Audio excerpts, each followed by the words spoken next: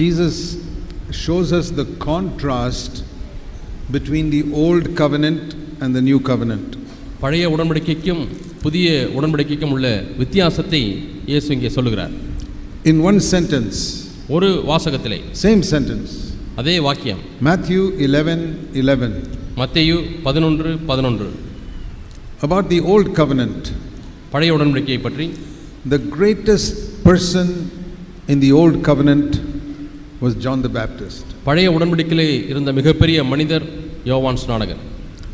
In the history of humanity, Jesus said up to that time the greatest person born was John the Baptist before Jesus Christ. இந்த மனுஷ வரலாற்றிலேயே இயேசு கிறிஸ்து வரும் வரை அந்த நாள் வரை உள்ள மிகப்பெரிய மனிதன் யார் என்று சொன்னால் யோவான் ஸ்நானகர்.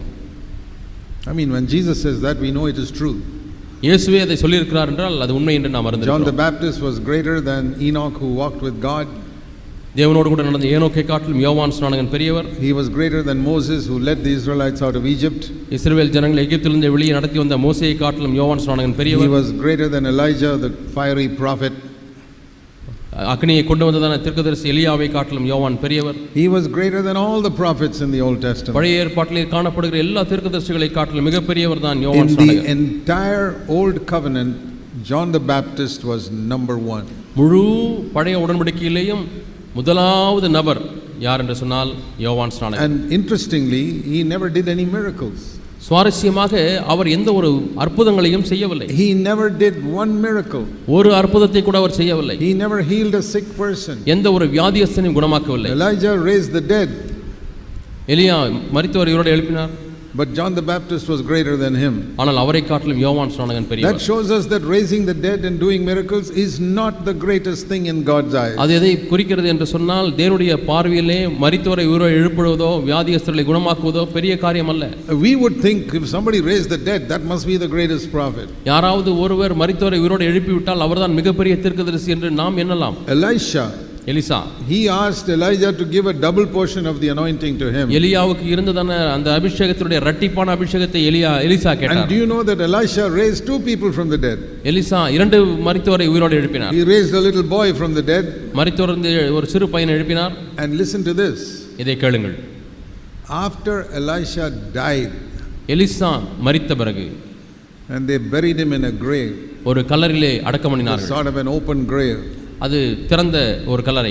Years later, அநேக ஆண்டுகள் கழித்து, when Elisha's body had all disintegrated, only his bones were there. எலிசாவுடைய சரீரம் எல்லாம் மக்கி மண்ணோடு மண்ணாய் போய்விட்டது, வெறும் எலும்புகள் துண்டுகள் மட்டும் கிடக்கிறது. Some people threw a dead man into that grave. சில மக்கள் அந்த ஒரு மரித்த மனிதனை இந்த கல்லறையிலே எறிந்தார்கள். And that dead man's body touched the bones of Elisha. எலிசாவுடைய அந்த எலும்பை அந்த மரித்த சரீரம் தொட்டது. And he rose up from the dead. அவன் மரித்தோரிலிருந்து உயிரோடு எழுந்து விட்டான். Can you imagine what anointing there was in the dead bones of Elisha? எலிசாவுடைய மரித்து அந்த உலர்ந்த எலும்புகளிலேயே எவ்வளவு அபிஷேகம் இருந்தது என்று உங்களுக்கு தெரியுமா? You should read the story in 2 Kings. 2 ராஜாக்கள் இந்த கதைகளை நீங்கள் படிக்க வேண்டும். Chapter 13 or somewhere. 13ஆம் அதிகாரத்திலே வருகிறது என்று எண்ணுகிறேன். If you don't know, you must read it. நீங்கள் அதை அறியவில்லை என்று சொன்னால் வாசிக்க வேண்டும். Have you had heard that some man today was like that? இன்றைக்கு யாராவது அப்படி ஒரு மனிதர் இருந்தார் என்றால், say, wow, you mean his dead bones raised up a dead man? ஓ, இந்த மரித்த மனிதனுடைய எலும்புகள் மரித்த இன்னொரு மனிதனை உயிரோடு எழுப்பினது என்று சொன்னால் எவ்வளவு பெரிய மனிதன். He must definitely be the greatest prophet. கண்டிப்பாக இவர்தான் மிகப்பெரிய தீர்க்கதரிசியா இருக்க வேண்டும். No, இல்லை. Jesus said, இயேசு சொன்னார், a man who never did any miracle is the greatest man. எந்த அற்புதத்தையும் செய்யாத ஒரு மனிதர் தான் பெரிய மனிதர்.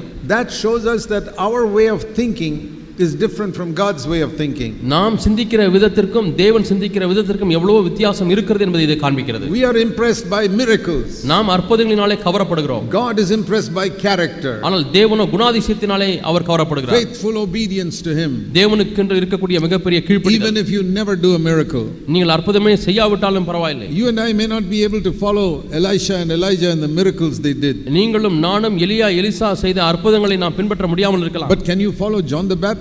ஆனால் யோவான் ஸ்நானனை பின்பற்ற முடியுமா? Who never did any miracle. எந்த அற்புதங்களையும் செய்யவில்லை. Who was fearless.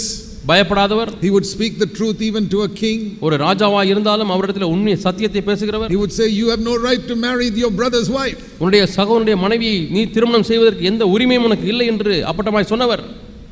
If Elijah had told one of his friends, I'm going to tell the king that. எலியா நான் இந்த ராஜாவன் John the Baptist. யோவான் ஸ்நானகன் இந்த ராஜாவனத்திலே நான் போய் சொல்ல போறேன்னு சொன்னார். He said, don't do that, you lose your head. ஐயோ இதை சொன்னால் உன்னுடைய தலை போய்விடும் என்று சொல்கிறார்கள். He said, I'm willing to lose my head, but I'm going to tell the people the truth. நான் என் தலை போனாலும் பரவாயில்லை, நான் சத்தியத்தை மக்களுக்கு சொல்ல வேண்டும். That is how John the Baptist was. இப்படித்தான் யோவான் ஸ்நானகன் இருந்தார். And another great thing about him which made him a great man, அவரை மிகப்பெரிய ஒரு மனிதனாய் மாற்றியது என்னவென்றால் his attitude to Jesus. இயேசுவின் மீது அவருக்கு இருந்த மனப்பான்மை. You know, he said, I'm not even fit to open his shoelaces. அவருடைய பாதரட்சியின் வாரை அவிழ்ப்பதற்கு கூட நான் பாத்திரன் அல்ல என்று சொன்னார். And when he heard that some of his disciples were following Jesus, யோவான் தன்னுடைய சீஷர்களிலே சிலர் இயேசுவை பின்பற்றி போகிறார்கள் என்று கேள்விப்பட்டவுடனே he was so happy. He said, yes, he must increase, I must decrease. அவர் மிகுந்த சந்தோஷமுள்ளவராய் அவர் பெருக வேண்டும், நான் சிறுக வேண்டும் என்று சொன்னார். What was it that made John the Baptist a great man? யோவான் ஸ்நானகன் மிகப்பெரிய மனிதனாய் மாற்றியது எது? Not miracles. அற்புதங்கள் அல்ல. Make him your hero. அவரை உங்களுடைய ஹீரோவாக மாற்றுங்கள், கதாநாயகனாக John the மாற்றுங்கள். Baptist was my hero for many years. அநேக ஆண்டுகளாக யோவான் ஸ்நானகன் என்னுடைய கதாநாயகனாக இருந்தார். Because he was fearless. ஏனென்றால் பயமில்லாதவராய் He was இருந்தார். not interested in anybody's honor or anybody's money. யாருடைய கனத்திலும் யாருடைய பணத்திலும் விருப்பமில்லாதவர். He was only interested in telling people the truth. அவருக்கு விருப்பமெல்லாம் சத்தியத்தை பேசுவது. And he preached repentance. மனந்திரும்பலை You பேசினார். go the next day, he's preaching repentance. அடுத்த நாள் மனந்திரும்பலை பற்றி Every பேசுகிறார். day you go to listen to John the Baptist, he's only preaching against sin. ஒவ்வொரு நாளும் நீங்கள் யோவான் ஸ்நானகன் பேசுவதை கேட்டு பாருங்கள், பாவத்துக்கு விரோதமாகவே பேசிக் கொண்டிருப்பார். He never preached on healing. அவர் குணமாக்குதலை பற்றி பேசவில்லை. He never bothered if there was no music in his meetings. அவருடைய கூட்டங்களில் நல்ல இசைக்கருவி இல்லாவிட்டாலும் அது கவலை இல்லை. He never got any musicians to sing before he preached. அவருடைய பிரசங்கத்துக்கு முன்பாக இசைக்கருவிகள் பாடகர்கள் எல்லாம் வந்து பாட முடியாது வைக்கவில்லை. Only preached against sin. பாவத்துக்கு விரோதமாய் பிரசங்கித்தார். And when some people who knew they were not converted, மனம் திரும்பாத சில மக்களை அவர் அறிந்த பொழுது they came for baptism, he said, I will not baptize you. ஞானஸ்நானம் எடுக்க வந்தார்கள். அவர்களை பார்த்து அவர் சொல்கிறார், உங்களுக்கு ஞானஸ்நானம் கொடுக்க He மாட்டேன். had discernment. அவருக்கு பகுத்தறிவு இருந்தது. So many things I have learned from John the Baptist. ஆகவே இவளை நாம் யோவானிடத்தில் கற்றுக்கொள்கிறோம். A man who always wanted to become smaller so that Jesus would increase in the eyes of others. இயேசு எல்லாரை காட்டிலும் மிக பெரியவராய் மாறும்படிக்காக இவர் தன்னுடைய பார்வையில் மிகவும் சிறியவராக மாற வேண்டும் என்று விரும்பினார். That is why Jesus said he is the greatest person that was ever born. ஆகவே தான் இதுவரை பிறந்தவர்களில் மிகப்பெரிய மனிதர் யோவான் ஸ்நானகன் என்று இயேசு So சொன்னார். let me repeat that. நீங்கள் அதை வாசியுங்கள். The greatest person in the old covenant never did even one miracle. பழைய உடன்படிக்கையிலே வாழ்ந்த மனிதர்களில் மிகப்பெரியவர் ஒரு அற்புதத்தையும் செய்யாதவர். He never had a great music team. அவருக்கு பெரிய இசை குழுவினர் இல்லை. The greatest man in the Old Testament, in the Old Covenant, preached repentance. பழைய உடன்படிக்கையிலே வாழ்ந்த மிகப்பெரிய நபர் மனந்திரும்பலை குறித்து பிரசங்கித்தார். The greatest man in the Old Testament wanted to become smaller and smaller so that Jesus would become greater. இயேசு பெரியவராகும்படியாய் பழைய உடன்படிக்கையிலே பிறந்த மிகப்பெரிய மனிதர் சிறியவராக ஆக விரும்பினார். His only desire was to point to Jesus and say, follow him. அவருடைய விருப்பமெல்லாம் இயேசுவை சுட்டி காண்பித்து இவரை பின்பற்றுங்கள் என்று சொல்வதாகும். That is why he became my hero. ஆகவே தான் அவர் என்னுடைய ஹீரோவாக மாறினார். You can make him your hero too. நீங்களும் யோவான் ஸ்நானகனை ஒரு ஹீரோவாக மாற்றலாம். I don't want to become bigger in my church, I want to become smaller. ஆண்டவர் என்னுடைய சபையில் நான் பெரிய ஆளாக நான் விரும்பவில்லை. ஆண்டவரே என்னுடைய சபையில் நான் சிறியவனாய் மாறட்டும். I don't want people to look at me, I want to be a pointer to Jesus. யாரும் என்னை பார்க்க வேண்டாம் ஆண்டவரே, நான் இயேசுவை சுட்டி காண்பிக்கட்டும். I want to become smaller in the eyes of others so that Jesus can become bigger. இயேசு பெரியவராகும்படியாய் மற்றவருடைய கண்களில் நான் சிறியவனாகட்டும். And I don't want any honor from men. எனக்கு மனிதனிடத்தில் எந்த கனமும் வேண்டாம். And if one day somebody is going to cut off my head, I'm ready for that also, like John the Baptist. ஒரு நாள் யாராவது என் தலையை வெட்ட வேண்டும் என்று விரும்பினால் யோவான் ஸ்நானகனைப் போலவே நானும் இருக்க விரும்புகிறேன். The greatest man under the old covenant. பழைய உடன்படிக்கையிலே வாழ்ந்த மிகப்பெரிய மனிதர். Now, இப்பொழுது listen to this amazing truth. இந்த வியக்கத்தக்க சத்தியத்தை கேளுங்கள். Matthew 11:11. மத்தேயு 11:11. The least person in the new covenant is greater than John the Baptist. பழைய புது உடன்படிக்கையில் இருக்கக்கூடிய மிக சிறிய மனிதன் யாரோ அவன் யோவானிலும் பெரியவனாய் இருக்க போகிறான். See, the kingdom of heaven mentioned here is another phrase for the new covenant. இங்கே தேவனுடைய ராஜ்யம் என்று சொல்லப்பட்டிருக்கிறது. அதுவும் புது உடன்படிக்கைக்கு சமமாக பயன்படுத்தக்கூடிய ஒரு வார்த்தை. The old covenant was a kingdom of earth. பழைய உடன்படிக்கை பூமிக்குரிய ராஜ்யமாக இருந்தது. God never promised Israel anything in heaven. இஸ்ரவேல் ஜனங்களுக்கு பரலோகத்தில் எந்த ஒரு காரியத்தையும் தேவன் வாக்களிக்கவில்லை. God never told Abraham, I will take all your children to heaven. உன்னுடைய எல்லா பிள்ளைகளையும் பரலோகத்துக்கு எடுத்து செல்வேன் என்று சொல்லி ஆபிரகாமுக்கு சொல்லவில்லை. He has not taken all of Abraham's children to heaven. ஆபிரகாமுடைய எல்லா பிள்ளைகளையும் பரலோகத்துக்கு எடுத்து செல்லவும் இல்லை. You read the Old Testament, there's almost not even a single promise about heaven. பழைய ஏற்பாட்டை வாசித்து பாருங்கள், பரலோகத்தை குறித்த ஒரு வாக்குத்தத்தம் கூட இல்லை. There's no promise about partaking of God's nature. தேவனுடைய சுபாவத்திலே பங்கு பெறுவதை குறித்த ஒரு வாக்குத்தத்தமும் இல்லை. There's no promise about overcoming sin. பாவத்தை மேற்கொள்வதை குறித்து எந்த வாக்குத்தத்தமும் இல்லை. The standard was very low. அங்கே உள்ள தரமானது மிகவும் கீழான நிலையில் இருந்தது. We can say that all the old covenant people lived in kindergarten. நாம் என்ன சொல்லலாம் என்றால், பழைய உடன்படிக்கை மக்கள் எல்லாருமே எல்கேஜி லெவலிலேயே வாழ்ந்தார்கள். Even in Galatians it says they were like little children. அவர்கள் சிறு பிள்ளைகளைப் போல இருந்தார்கள் என்று கலாத்தியரிலே வாசிக்கிறோம். You know, in Galatians கலாத்தியரிலே we are told that old covenant people were like children and we are like grown up sons. பழைய உடன்படிக்கை மக்கள் அவர்கள் சிறு பிள்ளைகளைப் போல இருக்கிறார்கள், நாமோ வளர்ந்த பிள்ளைகளைப் போல இருக்கிறோம். So all old covenant people, Moses, Elijah, everybody, they were like kindergarten students. பழைய உடன்படிக்கை மக்கள் எல்லாரும், மோசே, எலியா, எலிசா, எல்லாரும் அவர்கள் எல்கேஜி நிலையில் இருக்கிறார்கள். In the kindergarten, John the Baptist got 100%. அந்த எல்கேஜி வகுப்பிலேயே 100க்கு 100 மார்க் வாங்கினவர் தான் யோவான் ஸ்நானகன். He was the best in the kindergarten. அந்த எல்கேஜி வகுப்பிலேயே இருந்த மிக சிறந்த மாணவர் தான் யோவான் ஸ்நானகன். In the new covenant, ஆனால் புது உடன்படிக்கையிலே you start in first standard. நீங்கள் 1ஆம் வகுப்பிலிருந்து ஆரம்பிக்கிறீர்கள்.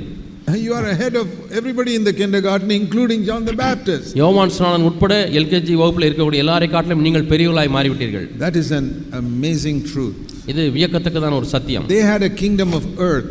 அவர்களுக்கு பூமிக்குரிய ராஜ்யம் இருந்தது. Their whole mind was about earthly things. அவருடைய மனது முழுவதுமாக பூமிக்குரிய காரியத்தினாலே நிறைந்திருந்தது. God said, I'll give you plenty of fruit and plenty of crops in your field. உன்னுடைய வயல்வெளியிலே நிறைய பயிர்கள் உண்டாகும், கனிகள் உண்டாகும் என்று சொன்னார். All your cattle will multiply like anything. உன்னுடைய மிருக ஜீவன்கள் எல்லாம் திரளாய் பெருகும் என்று சொன்னார். See, those days the wealth of people was in their fields and in cattle. அந்த நாட்களிலே மக்களுடைய வளமே, அவருடைய சொத்தே வயல்வெளியிலே இருக்கக்கூடிய பயிர்களும் மிருக ஜீவன்கள் தான். Today it is in money and banks and all that. இன்றைக்கு தான் நாம் வங்கிகள், பணம் என்று பார்க்கிறோம். But those days the wealth was in cattle and in fields. அந்த நாட்களிலே அவளுக்கு இருந்த வளம், சொத்து எல்லாம் மிருக ஜீவன்களும் வயல்வெளிகளும் and in children, பிள்ளைகளும். So the Lord said, I'll give you plenty in your fields. ஆகவே திரளான ஒரு வளர்ச்சியை பயிர்களை கொடுப்பேன், அறுவடையை கொடுப்பேன். And many cattle, நிறைய திரளான மிருக ஜீவன்களை கொடுப்பேன். Many children.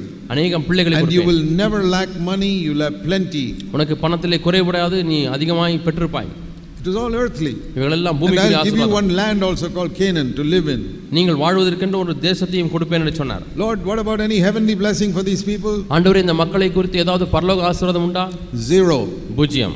Earthly blessing plenty. பூமிக்குரிய ஆசீர்வாதம் திரட்சியாய். I will also be, I am the Lord your healer. I will heal your sicknesses. நான் உன்னுடைய வியாதிகளாம் குணமாக்குகிற கர்த்தர். I will not deliver you from your sin. பாவத்திலிருந்து உன்னை விடுதலையாக்க முடியாது. You won't get cancer. உனக்கு புற்றுநோய் வராது. But you will keep on getting angry. ஆனால் கோபம் வந்து கொண்டே இருக்கும். You will get plenty of money. நிறைய பணம் கிடைக்கும். But you will keep on lusting after women. ஆனால் ஸ்திரீகளை இச்சித்துக் கொண்டே இருப்பாய். You will have bitterness against people. மக்கள் மீது கசப்பு வைத்துக் கொண்டிருப்பாய். But you will have plenty of money. ஆனால் உனக்கு நிறைய பணம் இருக்கும். You will have big houses. பெரிய வீடுகள் இருக்கும். And you will be very rich. நீ பணக்காரனாய் இருப்பாய். But you will be defeated by sin all your life. ஆனால் வாழ்க்கை முழுவதுமாக பாவத்தினாலே தோற்கடிக்கப்பட்டு கொண்டே இருப்பாய். That is kindergarten old covenant level. இதுதான் பழைய உடன்படிக்கையின் எல்கேஜி லெவல் தரம். Even John the Baptist. யோவான் ஸ்நானகன் உட்பட. You know, John the Baptist was a man who saw the dove descending upon Jesus and he heard a voice saying, this is my beloved son. யோவான் ஸ்நானகன் இயேசுவின் மீது பரிசுத்த ஆவியான புறாவை போல இறங்குறதை கண்டார். வானத்திலிருந்து இவர் என்னுடைய நேசகுமாரன் என்ற சத்தத்தையும் கேட்டார். Now if you had seen that, நீங்கள் அதை பார்த்திருப்பீர்களானால், you would never doubt that Jesus is the son of God. இயேசு கிறிஸ்து தான் தேவனுடைய குமாரன் என்பதிலே உங்களுக்கு எள்ளளவும் சந்தேகம் இருக்காது. But John the Baptist doubted even after seeing that. இதை பார்த்த பிறகும் கூட யோவான் ஸ்நானகனுக்கு இவர் மெய்யான தேவகுமாரன் என்ற சந்தேகம் வந்தது. That shows that even he had unbelief. அவருக்கும் கூட அவிசுவாசம் இருந்தது என்பதை நிரூபிக்கிறது. And the Bible says unbelief is a very great sin. அவிசுவாசம் என்பது மிகப்பெரிய பாவம் என்று வேதம் சொல்கிறது. It's a greater sin than even adultery. விபச்சாரத்தை காட்டிலும் அவிசுவாசம் கொடிய பாவம். And that's what we see here. அதை தான் நாம் இங்கே பார்க்கிறோம். That John the Baptist was in a prison. யோவான் ஸ்நானகன் சிறைச்சாலையில் இருக்கிறார். Because Herod locked him up. ஏனென்றால் ஏரோது இவரை சிறைச்சாலையில் வைத்து பூட்டி விட்டார். And he heard that Jesus is delivering so many people from sin and sickness and everything. From sickness and so many other problems like that. இயேசு கிறிஸ்து வியாதியிலிருந்து அநேகரை விடுதலையாக்குறதெல்லாம் யோவான் ஸ்நானன் கேள்விப்படுகிறார். So John the Baptist says, what about me? I am in prison. Why don't you deliver me? யோவான் ஸ்நானன் என்ன கேட்கிறார்? நான் சிறைச்சாலையில் இருக்கிறேனே, என்னை போட்டு என்னை விடுதலையாக்க மாட்டீரா? Are you really the Messiah? உண்மையாலுமே நீர்தான் மேசியாவா? Matthew 11:3. Should we look for somebody else who's going to come after you? மத்தேயு 11ஆம் அதிகாரம் 3ஆம் வசனத்திலே பார்க்கிறோம், வருகிறவர் நீர்தானா அல்லது வேறொருவர் அவர் காத்திருக்க வேண்டுமா? You go to John the Baptist in prison and say, don't you see the Holy Spirit descending on him? யோவான் ஸ்நானன் சிறைச்சாலையில் இருக்கிறார், நீங்கள் அவரை போய் பார்த்து கேட்கிறீர்கள், பரிசுத்த ஆவியானவர் அவர் மீது வருவதை நீங்கள் பார்க்கவில்லையா? Hey John the Baptist, didn't you hear the voice from heaven saying, this is my beloved son? இவர்தான் என்னுடைய நேசகுமாரன் என்கிற சத்தத்தை வானத்திலிருந்து நீர் கேட்கவில்லையா யோவான் ஸ்நானனே? And now you're questioning, is he really the one? இப்பொழுது இவர்தான் உண்மையான மேசியாவா என்று கேள்வி கேட்கிறீரே? Yeah, John the Baptist says, I am not so sure now. எனக்கு இப்பொழுது அவ்வளவு நிச்சயம் இல்லை என்று சொல்லுவார். I don't know whether that voice was really the voice of God. உண்மையாலுமே அந்த சத்தம் வானத்திலிருந்து தேவ சத்தம் தானா என்று தெரியவில்லை. I don't know whether that was just a dove flying over there or whether it was the Holy Spirit. அது பரிசுத்த ஆவியானவர் தானா அல்லது ஏதோ புறா வந்து அங்கே பறந்ததா என்று தெரியவில்லை. He is doubting. Our சந்தேகிக்கிறார். That is old covenant life. இதுதான் பழைய உடன்படிக்கை வாழ்க்கை. They could not overcome sin. அவர்களால் பாவத்தை மேற்கொள்ள முடியவில்லை. That is why he said the new covenant you start in the first standard. ஆகவே தான் நான் சொன்னேன், புதிய உடன்படிக்கையை நாம் 1ஆம் வகுப்பிலிருந்து ஆரம்பிக்கிறோம். Now it doesn't mean that all of us are better than John the Baptist. உடனே நாம் எல்லாரும் யோவான் ஸ்நானனை காட்டிலும் மேன்மையானவர் என்று அர்த்தம் அல்ல. If you are in first standard and you get 0, நீங்கள் 1ஆம் வகுப்பிலே படித்துக்கொண்டு 0 மார்க் வாங்கினால், முட்டை மார்க் வாங்கினால், the chap who gets 100% in kindergarten may be better than you. இன்னொரு யோவான் ஸ்நானன் உங்களை காட்டிலும் 100 மார்க் எல்கேஜியில் வாங்குறார், அவர் உங்களை காட்டிலும் சிறந்தவர். If John the Baptist were living today, he would have been the greatest man almost on the earth. இப்பொழுது யோவான் ஸ்நானன் இந்த புதிய உடன்படிக்கை காலத்தில் வாழ்ந்திருப்பார் என்று சொன்னால் பூமியிலே மிகப்பெரிய ஒரு நபராக இருந்திருப்பார். But he was living in another time. ஆனால் அவர் வேறொரு காலத்திலே வாழ்ந்து வந்தார். Lived for the day of Pentecost. Pentecost நாளுக்கு முன்பாக. So even though the Holy Spirit was upon John the Baptist, பரிசுத்த ஆவியானவர் யோவான் ஸ்நானன் மீது இருந்தாலும் கூட he did not dwell inside John the Baptist. பரிசுத்த ஆவியானவர் யோவான் ஸ்நானனுக்குள்ளாக வாசம் பண்ண முடியவில்லை. If he had dwelt inside John the Baptist would have had no doubt at any time. பரிசுத்த ஆவியானவர் யோவான் ஸ்நானனுக்குள்ளாக வாசம் பண்ணி இருந்திருப்பாரே, ஆனால் எந்த காலகட்டத்திலும் யோவான் ஸ்நானனுக்கு சந்தேகமே வந்திருக்காது. He was only a few days in prison and he lost his faith. அவர் கொஞ்ச நாட்கள் தான் சிறையில் இருந்தார், ஆனாலும் விசுவாசத்தை இழந்து விட்டார். Nowadays we hear of Christians who've been locked up for 20 years in prison for preaching the gospel. இன்றைக்கு சுவிசேஷத்தை பிரசங்கித்தபடினாலே சிறைச்சாலையில் அடைக்கப்பட்டு 20 ஆண்டுகளாக கைதிகளாக இருக்கிறவர்களை குறித்து கேட்கிறோம். And after 20 years they are rejoicing in the Lord. They have no doubt. 20 ஆண்டுகள் கழித்தும் அவர்கள் கர்த்தருக்குள்ளே சந்தோஷிக்கிறார்கள், அவர்களுக்கு சந்தேகமே இல்லை. Through the years we have seen Christians taken to the stake and burned because they confessed Jesus. இவ்வளவு ஆண்டுகளாக இயேசு கிறிஸ்துவை அவர்கள் அறிக்கை செய்தபடினாலே அவர்கள் சூளையிலே எரிக்கப்பட்டதை நாம் கேட்டிருக்கிறோம். They say just forsake Jesus and you can be escape. You can escape. இயேசுவை விட்டுவிடு, நீ இந்த தீக்கு தப்பித்துக் கொள்ளலாம் என்று சொல்கிறார்கள். They say no.